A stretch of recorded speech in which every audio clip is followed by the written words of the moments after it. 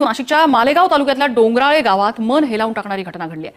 फक्त 3 वर्षाच्या मुलीवर अत्याचार करून तिचा दगडाने ठेचून तिची हत्या केल्याचं उघड झालंय। या भीषण कृत्याप्रकरणी पोलिसांनी नराधम आरोपीला अटक केली असून गेली ना तळपायाची आग मस्तकात। कसा व्हायला पाहिजे मग न्याय तुमच्या मते? रस्त्यातील गणपती मंदिराच्या द्वाराबाहेर एक छपरी मांडून यास पैसे ठेवावे, जेणेकरून येणाऱ्या जाणाऱ्या प्रत्येकाला याच्या तोंडावर ठेवता आले पाहिजे। नवऱ्यापुढे आणि पोरापुढे एका विवाहित स्त्रीची विटंबना केल्याबद्दल दररोज चाबकाचे 5-5 फटके सकाळ सायंकाळ याच्यावर उडावे आणि बलात्कार केल्याबद्दल याचा चौरंगा करावा। हातपाय कलम करा या हरामखोराची। बलात्काराची शिक्षा म्हणून हातपाय कलम करून चौरंगा करण्यात आला। इथे तर बिचारा 4 वर्षाच्या चिमुरडीचा बलात्कार करून तिचा निर्गुणपणे खून करण्यात आला।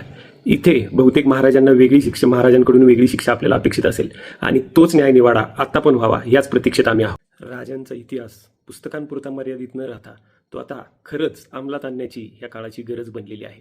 जय जिजाऊ, जय शिवराय।